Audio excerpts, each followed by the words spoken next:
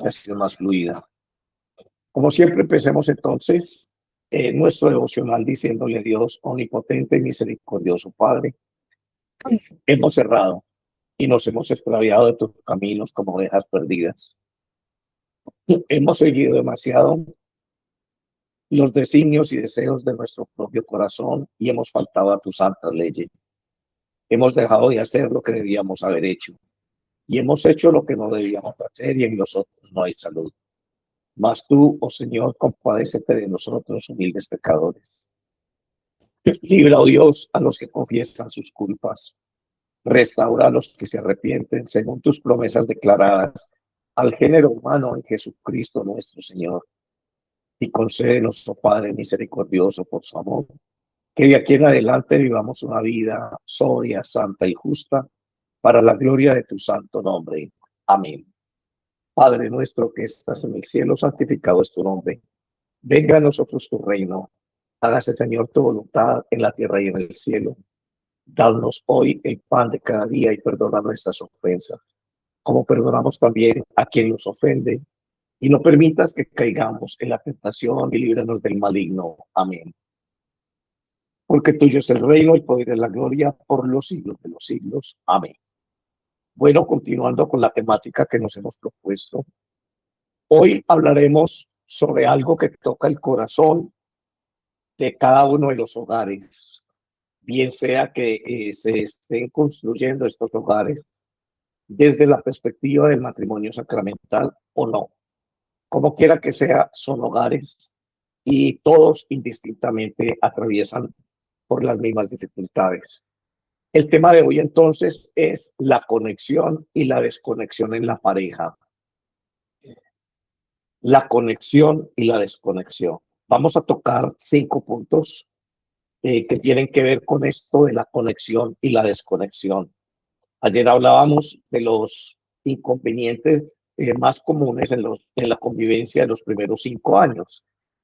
Hoy vamos a hablar también allí en esta primera etapa de la relación conyugal, de la vida en pareja, de este aspecto tan importante que es la conexión y la desconexión de la pareja. Y cómo esto va a influir, vuelvo y repito, hacia futuro en las diferentes etapas del matrimonio. Quiere decir que vamos a acercarnos a este tema de hoy a partir de la perspectiva bíblica y vamos a escuchar qué es lo que Dios quiere decirnos.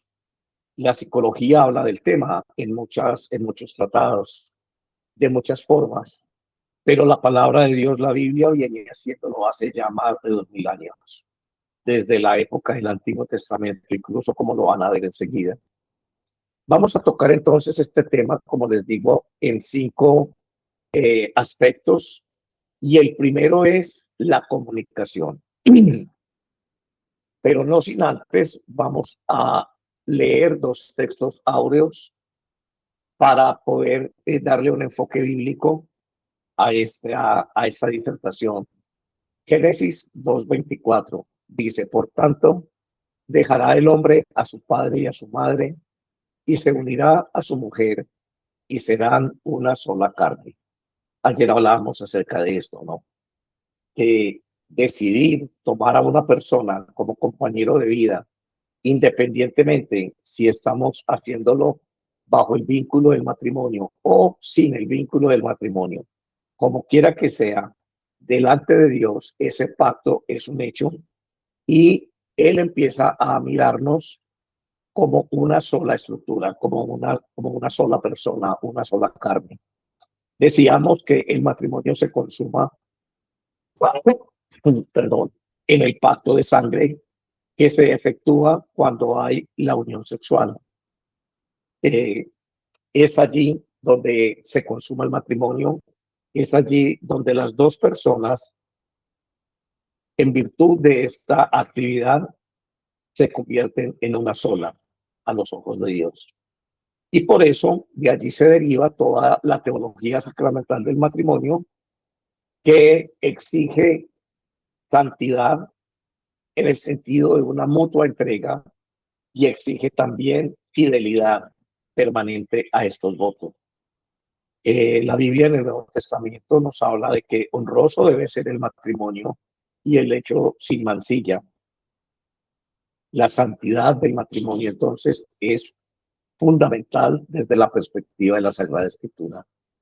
El segundo texto bíblico entonces es Eclesiastés 4 del 9 al 12. Dice, más valen dos que uno solo, pues tienen mejor remuneración por su trabajo, porque si uno de ellos cae, el otro levantará a su compañero. Pero hay de aquel que cae y no hay quien lo levante. Además, si dos se acuestan juntos y se mantienen calientes, abrigados, pero uno solo, ¿cómo mantendrá el calor de su cuerpo? Y si alguien puede prevalecer contra uno de los dos, o si alguien prevaleciere, perdón, contra uno de los dos, el otro también lo resistirá. Un cordel de 3 hilos no se rompe fácilmente. Y aquí está hablando Eclesiastés de un cordel de 2 hilos.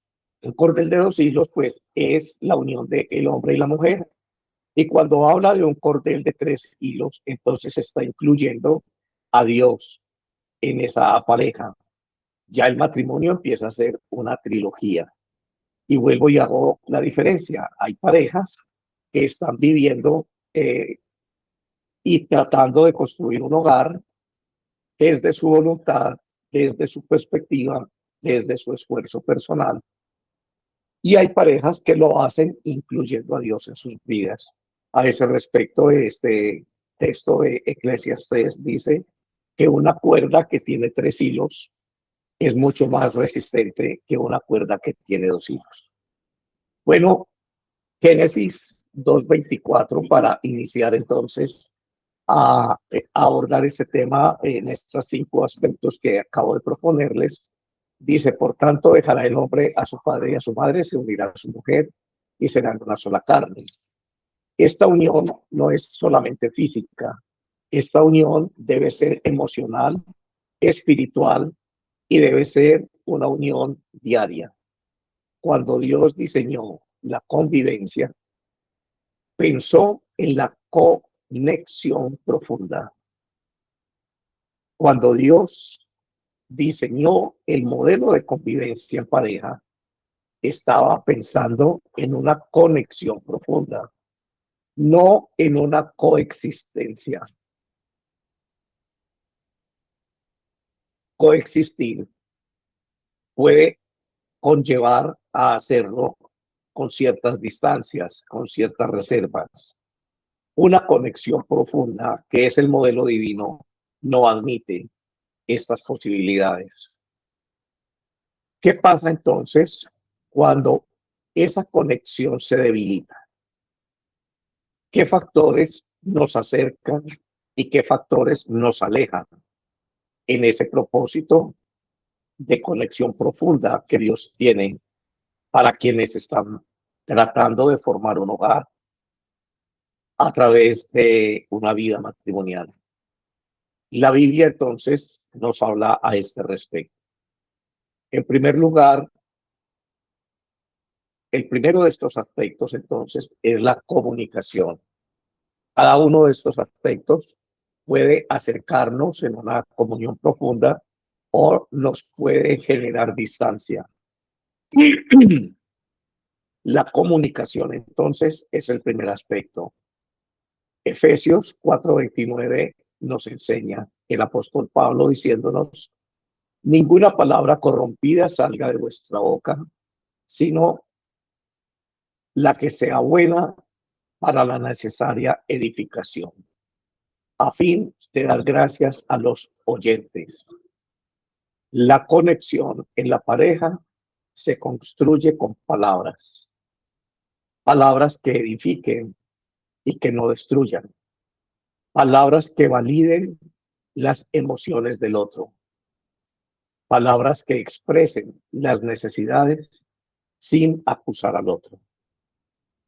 Qué difícil es en la comunicación de las parejas edificarse mutuamente, sin destruirse. Edificarse es una muestra de caridad fraterna y de amor por el otro. Resaltar las cosas buenas que tiene el otro.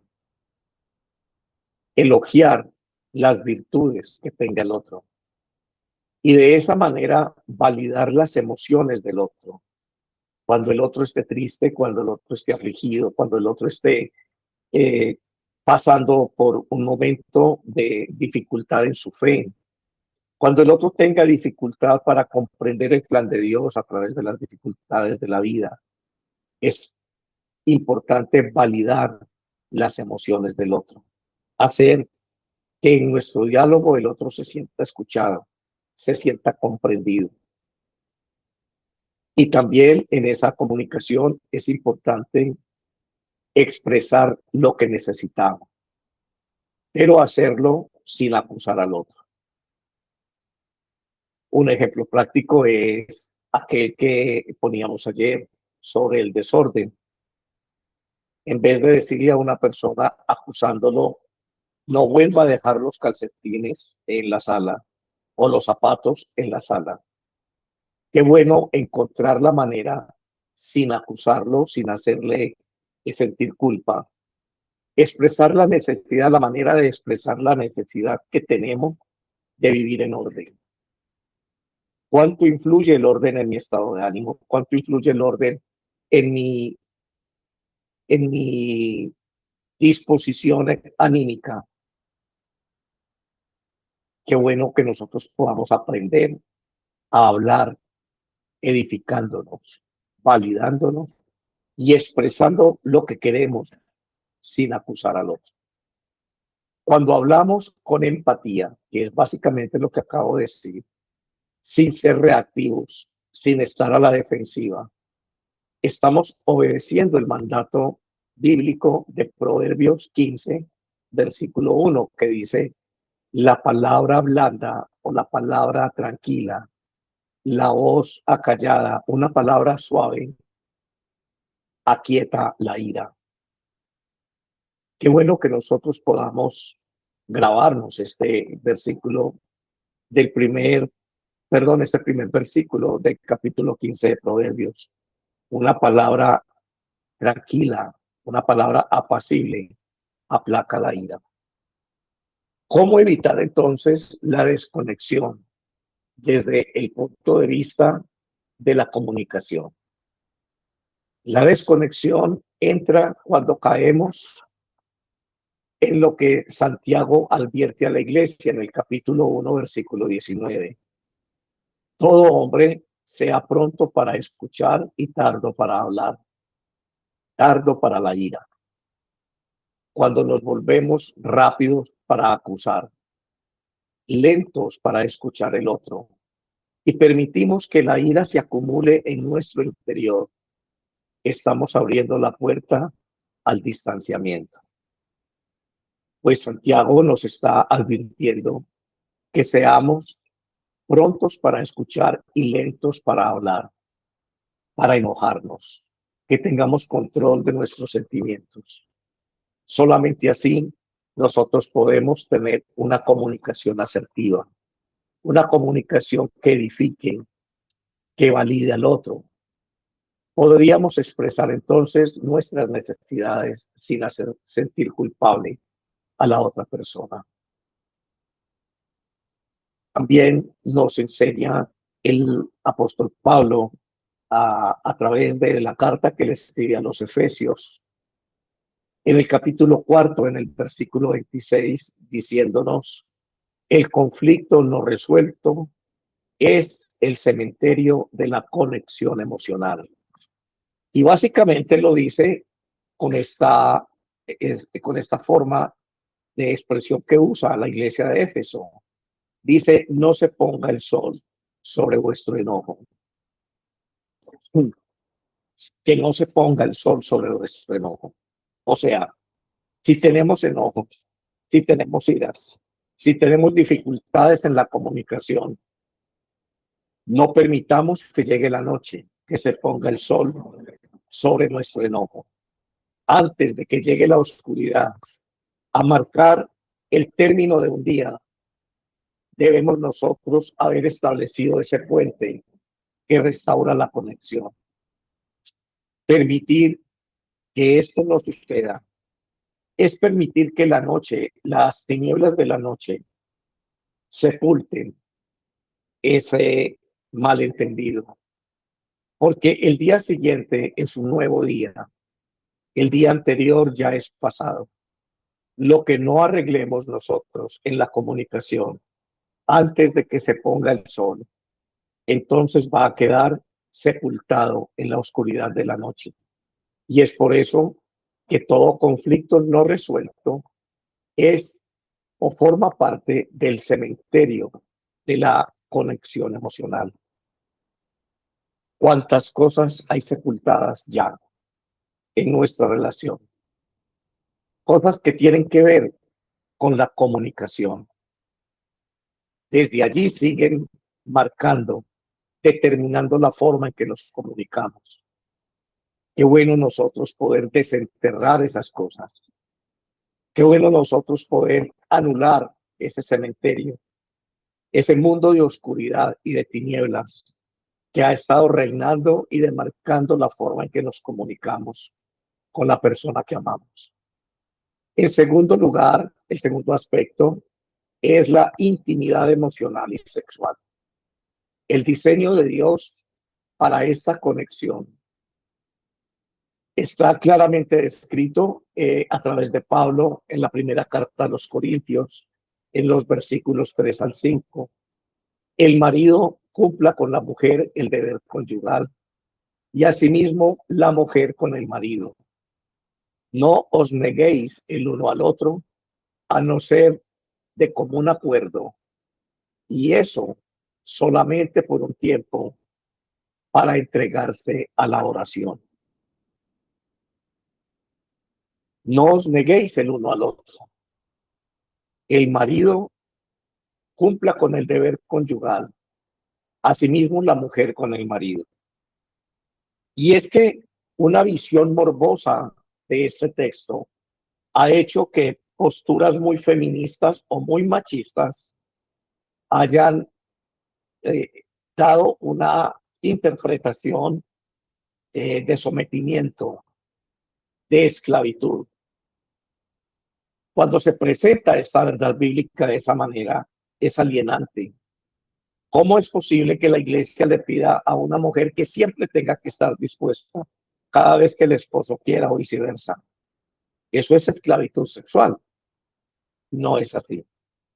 Recuerde que la sexualidad forma parte de la comunicación.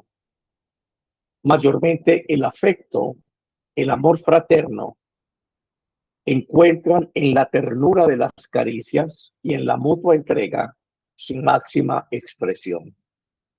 De nada sirve tener una comunicación asertiva con el otro, validar sus sentimientos, no hacerle sentir culpa. Si no lo puedo manifestar o expresar tangiblemente a través de los sentidos. Cuando la relación sexual deja de ser netamente un acto sexual y empieza a tener una dimensión emocional donde el afecto, la comprensión y la mutua aceptación forman parte de este ejercicio. Entonces, siempre vamos a estar dispuestos, porque no es fácilmente comprensible que en una pareja estemos dispuestos a tratar al otro con ternura, con respeto, sin hacerle sentir culpa, validando sus sentimientos. Si no estamos dispuestos a expresarlo con todo lo que somos, recordemos que somos seres integrales. Cada ser humano es cuerpo, alma y espíritu en una sola expresión. Así que no podemos pretender que nuestra unidad de la cual habla Dios, una sola carne, se dé solamente en el plano intelectual. También tiene una dimensión física. Y para Dios es importante esta dimensión física porque nos hizo seres sexuados. Si Dios hubiera pensado como piensan los machistas o los feministas, entonces no nos hubiera hecho seres sexuados. somos seres sexuados, porque desde la perspectiva de Dios, la sexualidad y la mutua entrega, aparte de tener un placer y una alta compensación emocional y espiritual, cumple el plan de Dios, porque somos su imagen y su semejanza, y somos seres que a partir del amor estamos capacitados para engendrar y generar vida. Bueno, Dios diseñó la intimidad de la pareja como fuente de conexión física y emocional. La fuente de la conexión física y emocional no es el diálogo, es la comunicación física y emocional que se eh, entrega a cada uno de los cónyuges a través de la intimidad de la vida sexual. Dios entonces diseñó esta intimidad y estableció la sexualidad como fuente de esa conexión física y emocional, también como escudo contra la tentación. Pablo nos está advirtiendo que no nos neguemos el uno al otro, a no ser de mutuo consentimiento, y eso para entregarnos a la oración, para que no seamos tentados. La pareja debe tener un diálogo abierto y debe ser consciente de que la tentación siempre está allí. La pareja no puede permitir que la rutina embargue la actividad sexual y empiece a empañar la capacidad de entrega y expresión del afecto a través de la sexualidad.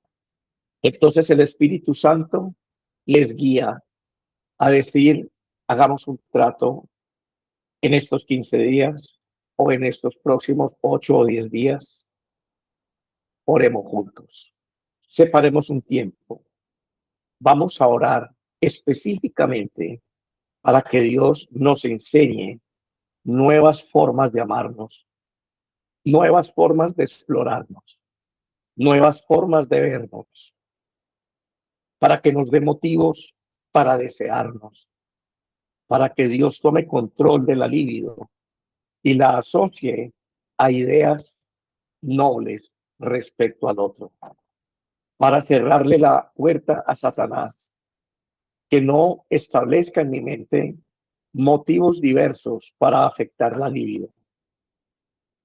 Cuando una pareja hace esto, cuando una pareja tiene una comunicación abierta y sincera, cuando una pareja puede hablar claramente de sus necesidades, como lo decía ahora, implica también este tipo de comunicación en la parte sexual.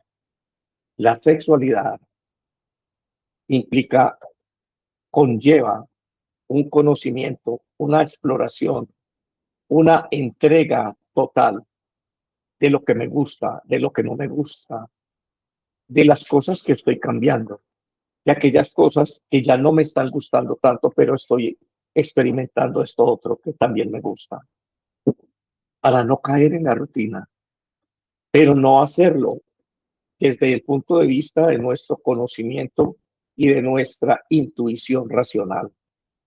Permitir a Dios que nos guíe en este peligroso tema es importante para no caer en tentación. Bueno, Dios también diseñó la intimidad, no solamente como fuente de conexión, no solamente como escudo contra la tentación, sino también como un lenguaje corporal a través del cual entregamos lo más íntimo de nuestro ser, y eso genera confianza.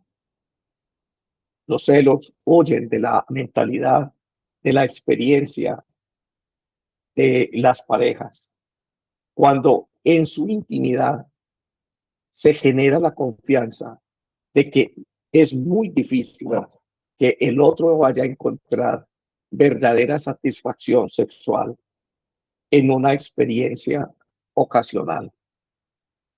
Las parejas tienen que desarrollar su sexualidad y llevarla a un nivel de experiencia de placer que sea el producto de un trabajo mancomunado y sistemático de años atrás. Cuando la pareja no alcanza este nivel de comunicación afectiva a través del sexo, entonces simplemente tienen relaciones genitales. Cuando la sexualidad se convierte en una búsqueda permanente del placer, de la satisfacción infinita que Dios propone que encontremos cada vez que nos entregamos el uno al otro, entonces es posible que nosotros estemos perdiéndonos esa riqueza y estemos cayendo simplemente en una genitalidad que obviamente puede ser atacada por otro tipo de preferencias. Puedo salir a la calle y puedo estar rápidamente tentado a vivir esa genitalidad de otra persona, porque la motivación ya no va a ser el ser que amo, la motivación va a ser la lujuria. Así que qué importante que las personas que están casadas piensen en esto con seriedad, piensen en la importancia que esto tiene y que Dios le otorga a la vida de pareja. La intimidad, entonces, no es solamente sexual. La primera carta de Juan, en el capítulo 4, en el versículo 19, nos recuerda esto. Nosotros le amamos a Él porque Él nos amó primero. Está hablando de Dios. La intimidad emocional comienza cuando nos sentimos seguros de ser vulnerables ante el otro, sabiendo que seremos comprendidos y no juzgados. Amar es estar peligrosamente expuesto, vulnerable a que el otro me haga daño. Ese es el precio del amor. Cuando yo amo a una persona, estoy otorgándole la facultad, el poder de hacerme daño, el poder de descalificarme, el poder de etiquetarme, el poder de menospreciarme, de Mandale a no Noemi. valorarme. Vea el cuidandero que tenemos de perros. Hay un micrófono encendido y se está escuchando al aire. Por favor, cerremos los micrófonos para que no volvamos a tener ese tipo de interferencias. Estábamos diciendo que cuando nosotros amamos a una persona, nos volvemos altamente vulnerables. Amar a una persona es sentir esa vulnerabilidad satisfecha. Es estar seguro de que aunque yo sea vulnerable, no solamente como persona, sino en otros aspectos, puedo estar seguro que estoy siendo comprendido y aceptado tal cual como soy. Qué bueno que lo entendamos desde esta dimensión. Qué bueno que nosotros podamos entregarle esa inseguridad que es tácita en el acto de amar a Dios y que podamos confiar que la persona que amamos es completamente responsable y capaz de valorar esa vulnerabilidad que mi amor representa para mí. ¿Cómo evitar entonces la desconexión en cuanto a la intimidad física y sexual? Primero, la negligencia emocional por el estrés crónico. Es cierto, es muy cierto que nosotros podemos experimentar estrés que apague o que mengue el deseo o la capacidad de entrega íntima a la otra persona. Eso es cierto. Y eso puede producir negligencia en nosotros, porque nos sentimos tan cansados que no queremos afrontar esa realidad. Parte de tu responsabilidad como cónyuge es advertir ese estado de ánimo que te hace indiferente al otro, que está afectando emocionalmente tu vida, y comprender que ese estrés es únicamente tuyo, no es del otro.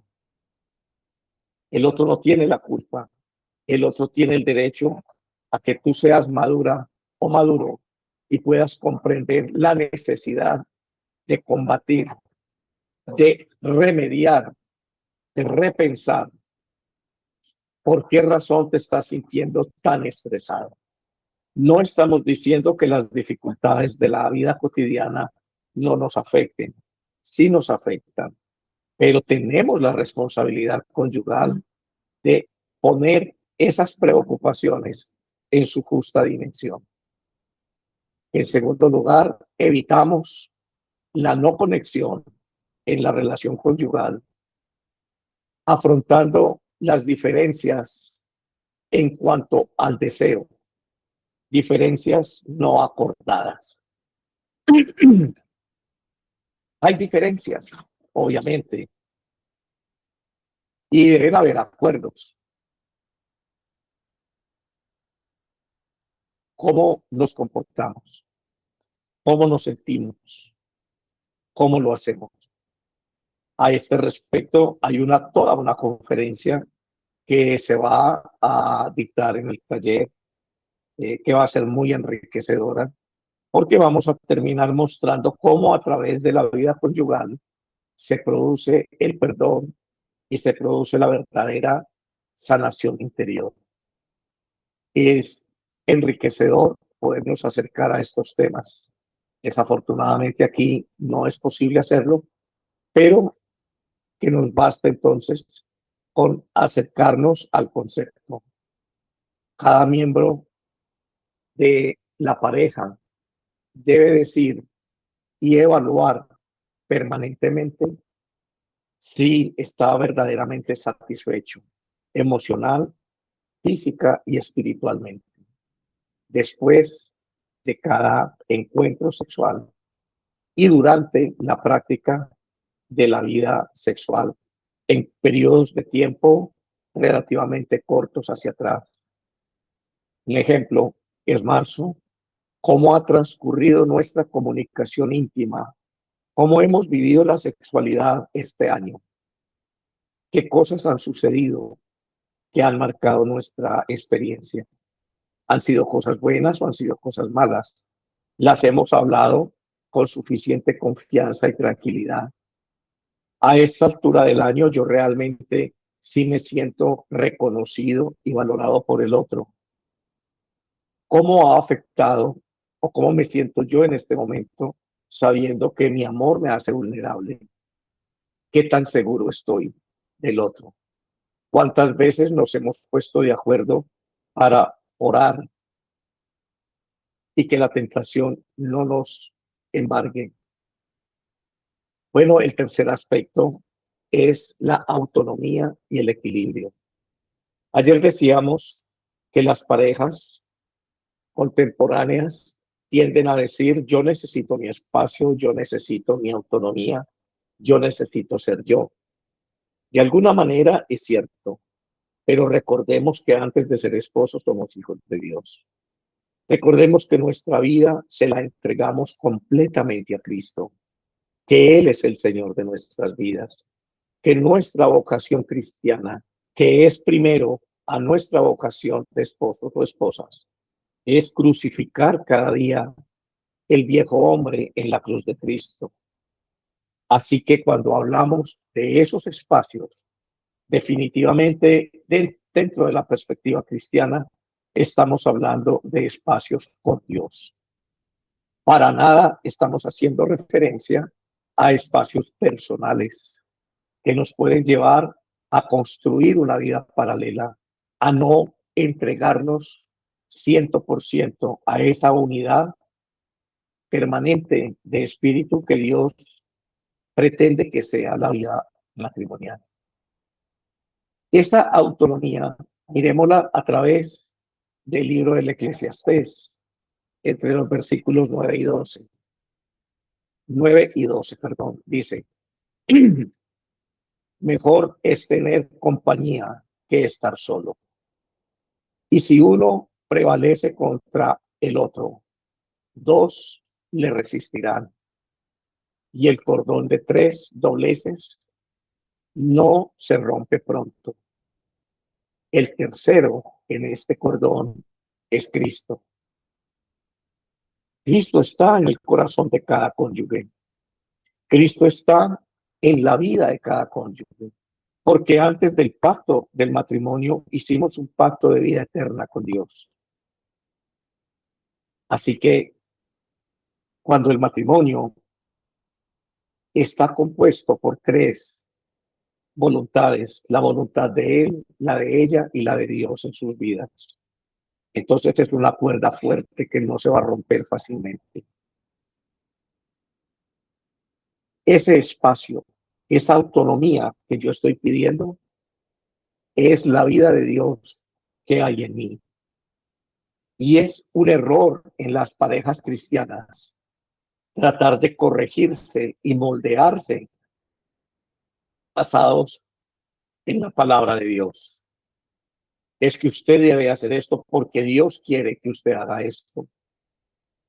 Hay una esfera de actividad espiritual en la vida de cada uno que forma parte de nuestra intimidad con Dios y que es eso, es íntima. No está abierta al público. Ser respetuoso, ser consciente de la forma en que mi cónyuge está siendo tratado por Dios. Es materia del mayor respeto y consideración. Es allí donde realmente mi cónyuge necesita que yo le tome la mano y que ore juntamente con él o con ella. He conocido casos de personas que han tenido la libertad de decirle a su esposo, necesito que oremos. Porque hay alguien en la oficina que insistentemente me está coqueteando, que constantemente me está halagando. Y yo soy mujer y a las mujeres nos gusta escuchar ese tipo de cosas. Y me ha hecho mucho daño. Aquellas ocasiones en las que desde muy temprano en la mañana tú y yo discutimos. Y no puedo negar que me he ido enojada contigo. Cuando llego a la oficina encuentro en esos halagos un panorama completamente diferente. Y no quiero más ese tipo de tentaciones. Quiero pedirle a Dios que me enseñe a respetarte, que me enseñe a amarte como tú mereces. Soy vulnerable en este momento y no quiero perder esa confianza. Quiero tener toda la confianza de estar siendo comprendida.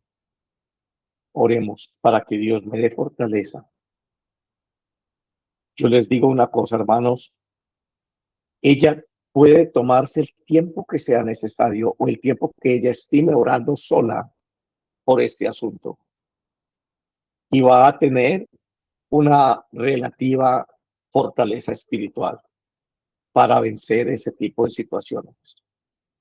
Pero cuando ella rompe el silencio, cuando la comunicación en la pareja desde el punto de vista espiritual es profundamente respetuosa de ese espacio de lucha, de ese espacio en el que cada uno de nosotros batalla por su propia salvación, entonces hay la confianza de orar juntos por estas consideraciones. Y en la primera vez que juntos oren por eso, va a ser suficiente para que nunca más ella vuelva a experimentar ese tipo de flaqueza. Hay oraciones que se pueden hacer individualmente, pero hay oraciones que tienen toda su plenitud y toda su fuerza cuando se hacen en pareja. La relación se nutre de fuentes externas. Esta relación se nutre teniendo una adecuada relación con nuestra iglesia, con nuestra comunidad, con nuestra familia espiritual. Cuando el otro sabe exactamente de qué manera lo hago, cómo lo hago y qué es lo que estoy esperando. Gálatas 6, en el versículo 2 nos dice: sobrellevad los unos las cargas de los otros y cumplid así la ley de Cristo. La conexión de la pareja no es una fusión, es una interdependencia sana en todo sentido. Una interdependencia emocional, una interdependencia física, una interdependencia espiritual, una interdependencia total y al mismo tiempo una interdependencia sana. ¿Qué quiere decir esto? Que este tipo de interdependencia sana, controlada por Dios, es completamente opuesta a cualquier concepto psicológico de dependencia afectiva. Una cosa son los apegos, que son completamente dañinos y destructivos. Otra cosa es la interdependencia sana, de la cual está hablando el apóstol Pablo a la iglesia de los Gálatas. Y con esto estoy confirmando este consejo profundo que acabo de expresar en las parejas. Sobrellevad los unos las cargas de los otros y cumplid así la ley de Cristo. Yo le hago una pregunta a quienes están casados y me están escuchando. ¿Cuántas ocasiones recuerdas en las que hayas compartido con tu pareja un tiempo de oración por sus dificultades de tipo espiritual? ¿Cuántas veces juntos han orado para que él deje el cigarrillo, el licor, para que él deje su mal temperamento, su mal hábito de estar criticando, su mal hábito de estar maldiciendo y viceversa? ¿Cuánto tiempo han pasado orando por aquellos obstáculos que cada uno tiene y experimenta, que no permiten que esta comunión, esta intercomunión que Dios propone, se lleve a cabo en estas dimensiones que estamos hablando hoy? Bueno, ¿cómo evitar entonces este tipo de desconexión? Hay dependencia emocional. No podemos estar bien sin el otro. Eso es malo. Eso, acabo de decirlo, son los apegos. Hay aislamientos del sistema. Cuando uno de los dos cónyuges empieza a aislarse de sus amigos, a aislarse de la familia, a aislarse de la iglesia, a aislarse de sí mismo inclusive, es sumamente peligroso porque es el caldo de cultivo para todo tipo de desconexión. Son síntomas que hay que estar vigilando. Son situaciones a las que hay que estar prestando atención permanentemente. Estas cosas desequilibran el poder de Dios en nosotros, desequilibran el propósito de Dios en nosotros. Vamos a pedir a Dios que nos permita comprender profundamente lo que quiere decir Pablo a la iglesia de Filipenses cuando les escribió: nada hagáis por contienda o por vanagloria, antes bien con humildad, estimando cada uno a los demás como superiores a sí mismo. No miréis a cada uno solo por lo suyo propio, sino también lo de los otros. Básicamente, Pablo nos está diciendo que la raíz de estas conductas tan peligrosas que nos llevan a una incapacidad de comunión con el otro está teniendo origen en una conducta egoísta, orgullosa y adolescente de todo tipo de humildad. El orgullo es el que nos lleva a nosotros a empezar a evitar personas. Nos llenamos tanto de nosotros mismos que nadie más cabe en nuestro corazón, en nuestras consideraciones. Estamos hablando de tener espacios con Dios, de tener libertad para poder usar un tiempo en intimidad con Dios, no en intimidad con nosotros mismos, no en un tipo de intimidad que sea vista como aislamiento. El tiempo que pasamos juntos es el último ítem que quiero tocar. Tiempo de conexión, tiempo de calidad. Pasar tiempo juntos es importante. Hacer ciertas cosas juntos, como orar, como desayunar juntos, como caminar juntos. Que no pasen 8 días sin que al menos en 2 ocasiones podamos citarnos. Qué bueno que una pareja pueda decir, los martes y los viernes no voy a programar nada en mi agenda porque tengo una cita que no es susceptible de cambio. Tengo una cita para cenar con mi esposa. Y no estoy hablando de ir a gastar dinero en un restaurante. Estoy hablando de que es posible en la casa poner un mantel blanco, quizá una rosita en la mitad, que los hijos sepan que a esa hora es el encuentro de papá y mamá, que respeten ese espacio y que papá y mamá puedan sentarse a comer lo que Dios tenga dispuesto como provisión, pero que lo hagan íntimamente a solas, que sea un encuentro de pareja, donde no vamos a hablar del estrés, de las situaciones que vivimos diariamente, donde es un encuentro personal e íntimo entre nosotros. No necesariamente una comida, puede ser salir juntos a caminar, ir al cine, qué sé yo, o tener un tiempo de oración. Ser espontáneos rompe la rutina. No permitir que la rutina embargue nuestro quehacer diario.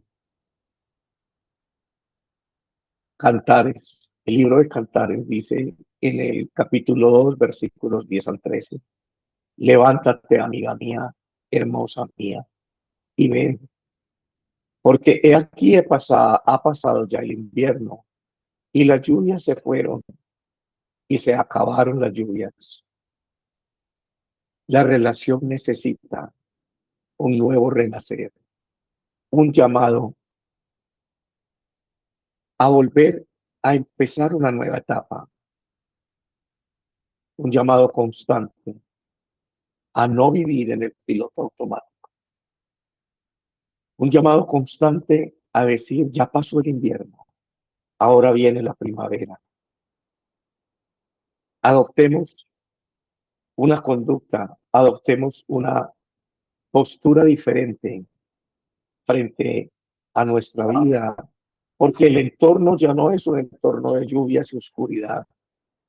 Ahora viene la primavera, viene el sol, viene el florecimiento de las plantas. Una nueva actitud provoca todo esto en el interior nuestro. Qué bueno que nosotros podamos decirle al otro, levántate, amiga o amigo mío, y ven, porque ya ha pasado el invierno y las lluvias ya se fueron. Evitemos entonces la desconexión.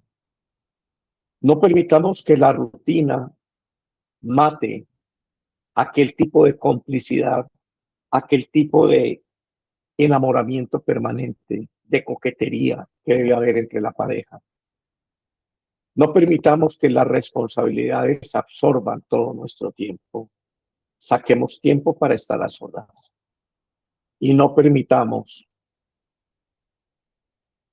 que no tengamos metas compartidas. Nunca permitamos que cada uno empiece a luchar por su propia cuenta. Nunca permitamos no tener planes conjuntos. Todas estas cosas en conjunto van a despertar en nosotros un nivel de confianza. Vamos a terminar en oración diciéndole a Dios, Padre, te damos gracias por el diseño perfecto del matrimonio y la convivencia. Gracias porque nos creaste para la conexión y no para estar solos. Hoy te pedimos por cada pareja que está escuchando este mensaje. Amado Padre, donde haya desconexión, trae reconciliación sobre ellos. Que donde haya una comunicación rota, tú pongas en ellos palabras de gracia. Que donde hay intimidad perdida, tú puedas restaurar su deseo, su confianza y el gozo de su sexualidad. Que donde hay autonomía desequilibrada, tú puedas otorgar una interdependencia sana bajo tu señorío. Que donde la rutina esté acabando y minando la relación, tú provoques un avivamiento con la complicidad de la coquetería, de las buenas intenciones. Padre, que donde haya debilidad en el compromiso, pongas un corazón firme en cada uno de ellos. Envía tu Espíritu Santo, amado Dios, a enseñar a cada esposo y a cada esposa a amarse mutuamente, como Cristo amó la iglesia. Haz que esta verdad prevalezca en sus corazones con gozo. Que cada hogar sea un reflejo de tu amor. Que cada pareja sea el cordón de tres dobleces que no se rompe. El esposo, la esposa y Cristo Jesús en el centro de sus vidas. Padre, te pedimos todo esto por tu gracia, por tu bondad y por tu amor infinito. Y lo hacemos en Cristo Jesús. Amén.